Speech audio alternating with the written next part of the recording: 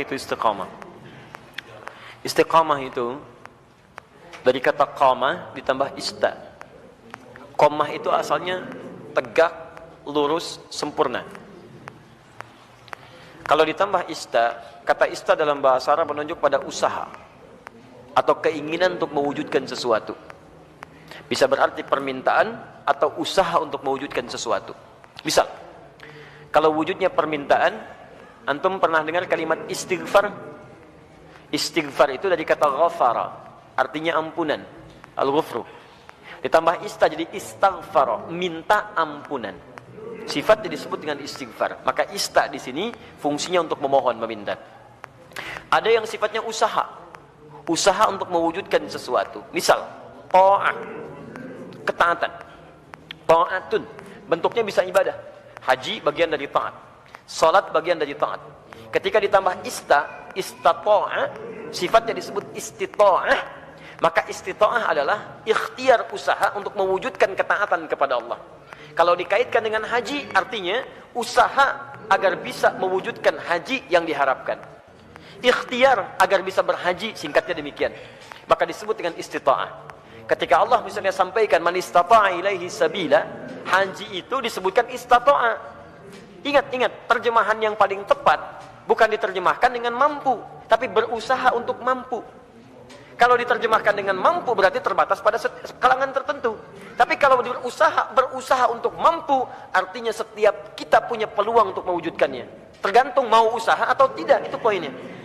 Was, hati-hati dalam menerjemahkan sesuatu ya. Kadang-kadang setiap huruf bahkan harakat itu bisa memberikan makna tersendiri.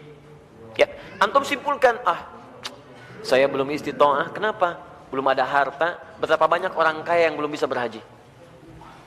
Dan tidak sedikit orang-orang yang dipandang tidak mampu dengan hartanya, justru dia berangkat dalam haji. Itu luar biasa. Jadi ketika antum mau mewujudkan haji atau ibadah dengan baik, tambahkan ista, iringi dengan ikhtiar untuk mewujudkannya. Seorang gadis cilik namanya Naura pernah menulis surat kepada kami.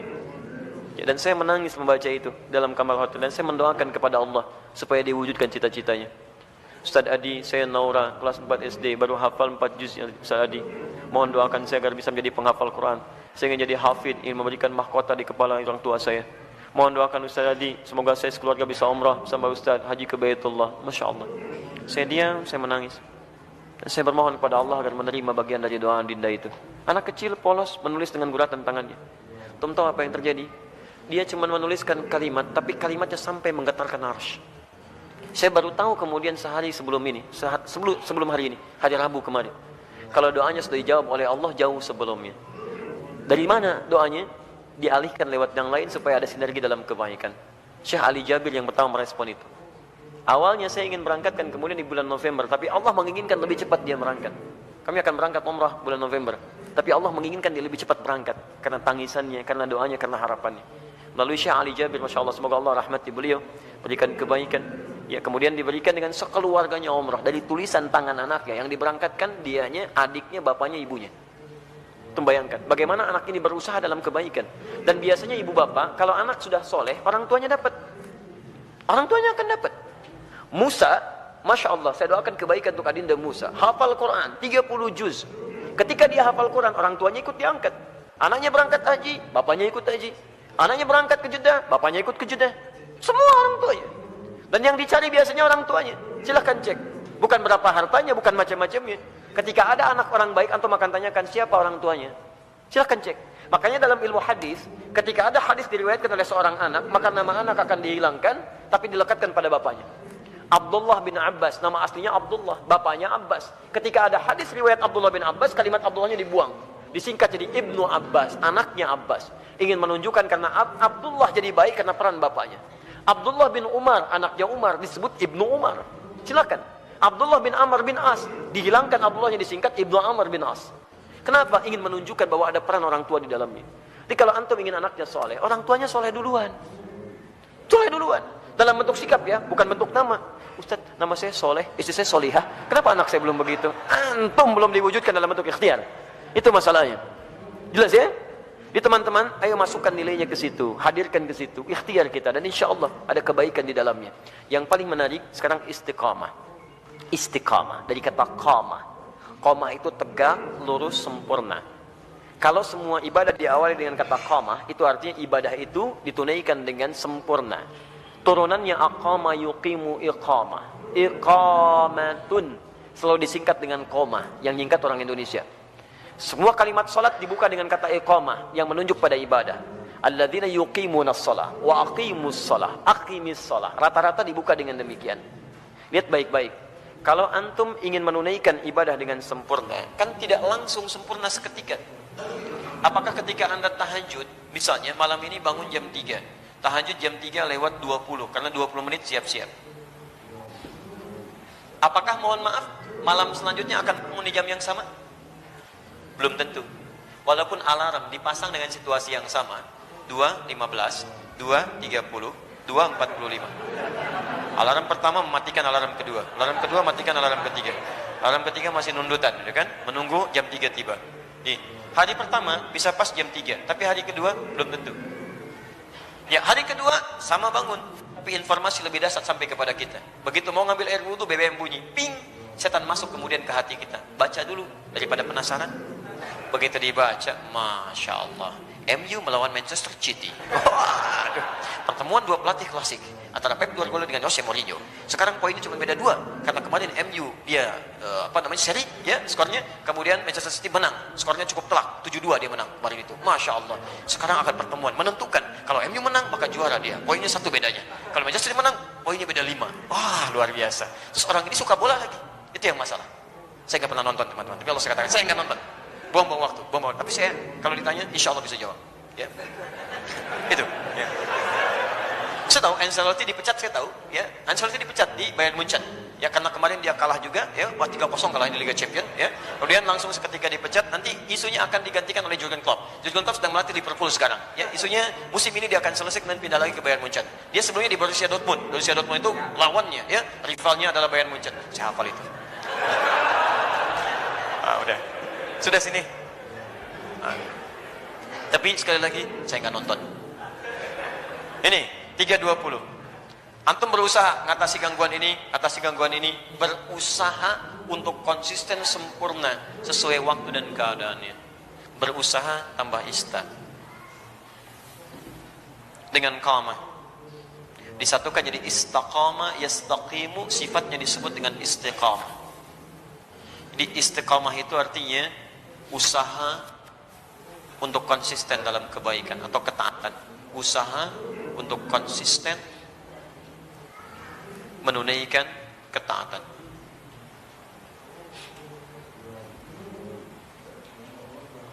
Istiqamah tahajud, istiqamah puasa, istiqamah baca Al-Quran, istiqamah berdoa dalam kebaikan.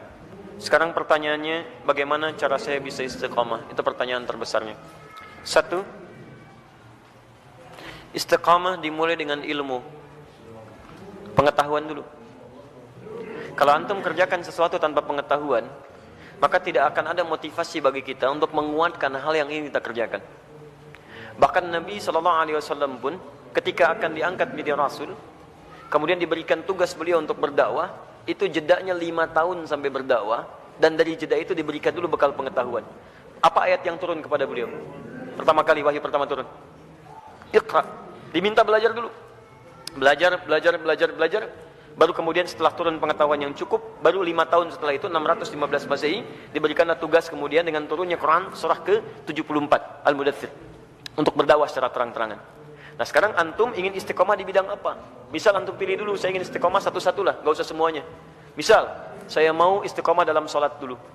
Maka sebelum antum tunaikan ibadahnya, antum keluarkan dulu hadis-hadis, ayat-ayat dari Al-Quran, hadis dari Nabi, petunjuk sholat yang benar.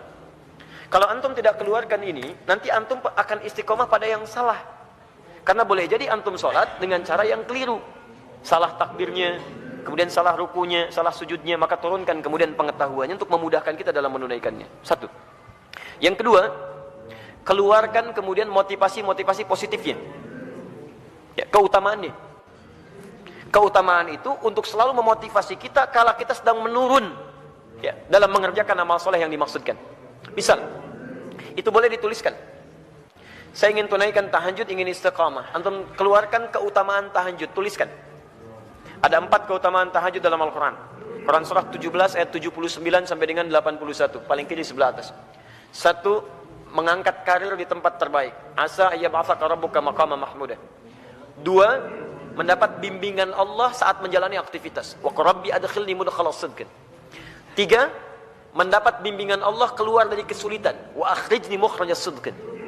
4, mendapat perlindungan dari Allah ketika diganggu oleh orang lain, langsung tanpa perantara. Waj'alni min ladunka sultanan nasira. Demi Allah saya katakan ya, saya mohon kepada antum kalau masih punya banyak tugas, pekerjaan macam-macam tuh jangan tinggalkan tahajud. Walaupun cuma 2 rakaat, witirnya 1 rakaat. Jangan tinggalkan. Kalau antum konsisten, maka nilai-nilai kebaikan akan Allah berikan. Supaya jadi motivasi, antum tuliskan itu. Tempelkan di samping kanan, di dinding tembok kita mau tidur itu, sampaikan sebelah kanan. Tempelkan. Di begitu antum mau tidur, antum bisa melihat itu. Dalam keadaan lupa pun ketika antum melihat itu, antum bisa termotivasi untuk bangun di malam harinya. Kalau bisa tambahkan kalimat di bawahnya. Ya, tambahkan kalimat di bawahnya. Apa kamu merasa sudah ada jaminan surga? Nabi aja ahli surga, tahajud. Kamu bukan nabi, bukan rasul, bukan ahli surga, gak mau tahajud. Apakah kamu masih sehat sampai malam ini? Tuliskan. Sampaikan. Dibuat kalimat-kalimat quote-quote yang indah untuk memotivasi kita ibadah. Ayo. Non muslim aja punya quote untuk kehidupan mereka. Masa urusan akhirat kita nggak punya quote yang baik? Hadirkan. Kita antum tuliskan jadi motivasi. 2, 3. 3, di 1 pelajari dengan ilmu, 2 keluarkan keutamaannya, 3 hadirkan ancaman-ancaman Allah saat antum menyimpang dari amal soleh yang tengah dikerjakan. Ancamannya. Misal, tadi ingin meningkatkan sholat, dimulai dengan sholat fardu. Terus tiba-tiba terfikir untuk mengabaikan sholat. Karena ada proyek, terus tunda-tunda sholat, kan? Karena ada proyek tertentu, sampai Jumatan ditinggalkan, untuk mengumpulkan dunia. Maka antum boleh keluarkan ancaman Allah pada yang seperti itu. Supaya tetap memacu kita supaya bisa istiqamah. Misal, turunkan Quran surah Al-Humazah. Ya, wailul likulli humazatin lumazah. Celaka bagi para pengumpat. Itu terjemahan mushaf. Tapi kalau kita terjemahkan dengan terjemah yang menggunakan nilai bahasa, ya ada balaghah, ada nahwu, ada saraf ya. Setiap yang ada taknya menunjuk pada perempuan. Ya, kalau kita hadirkan sekarang, celakalah bagi para sosialita yang tukang gosip. Ya, perempuan-perempuan yang senang bergosip. Alladzi jama'a mala wa addada. Ini agak unik. Biasanya kalau tak pasangannya dengan allati, tapi ini menggunakan alladzi. Alladzi menunjuk pada laki-laki bukan perempuan.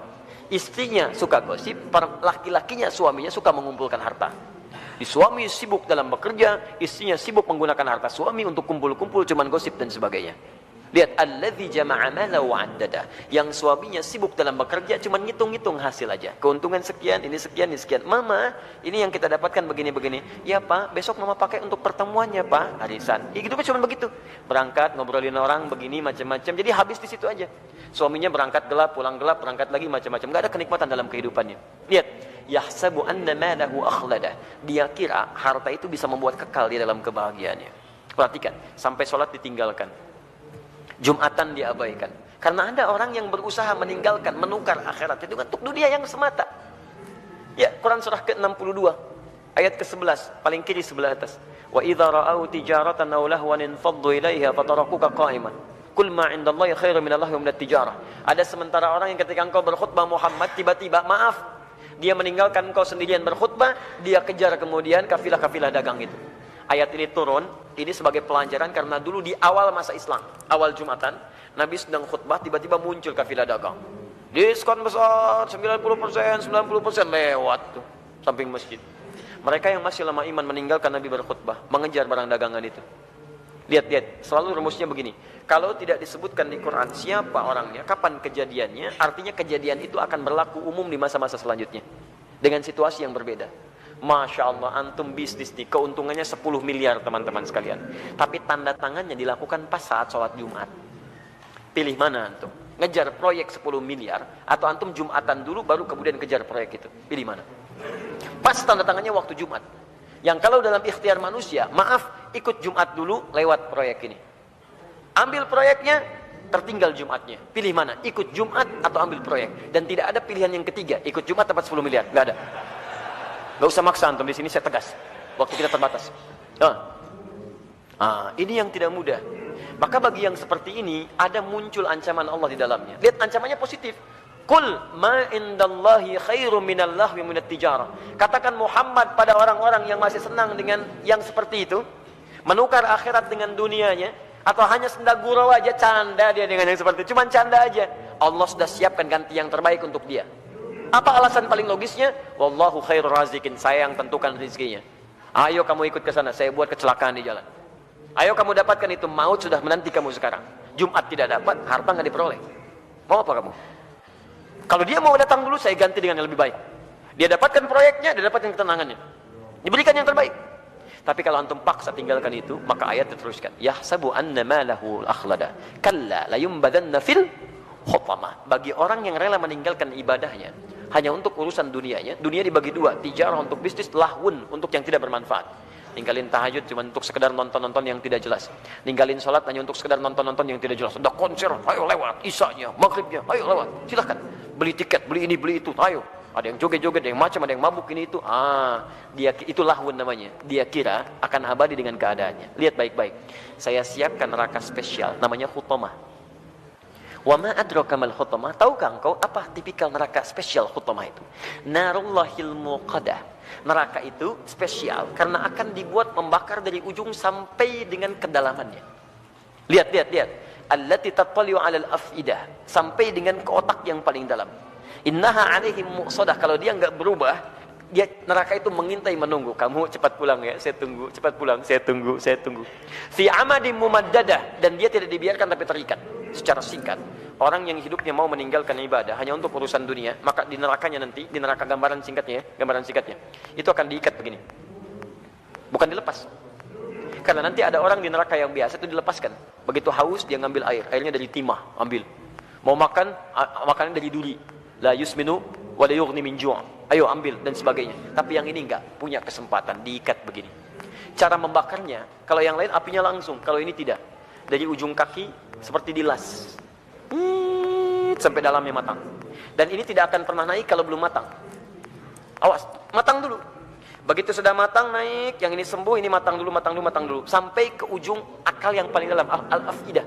Afidah itu jamak dari fuad, yang menentukan, yang merancang kegiatan kita. Seakan-akan Allah katakan begini, ini isi otak kamu ini apa sih? Yang lain masih mikir sholat, baca Al-Quran, macam-macam. Otak kamu ini lagi, maksiat lagi. Sampai meninggalkan ibadah, saya bakar sampai ke otak yang paling dalamnya. Supaya nampak isi otak kamu ini apa? Terus, dan diikat. Kalau mau coba silakan. Tapi disampaikan supaya kita tidak masuk ke dalamnya. Makanya antum keluarkan, tuliskan ancamannya. Begitu sudah seperti itu, maka berusaha untuk mewujudkannya. Bismillah, antum berdoa kepada Allah. Yang terakhir berdoa. Minta supaya dikuatkan oleh Allah Subhanahu wa taala. Ya, minta supaya dikuatkan oleh Allah Subhanahu wa taala. Makanya nanti ada doa-doa. Ya, ada doa-doa untuk bisa dikuatkan dalam keimanan. Allahumma tsabbit qulubana ala dinik.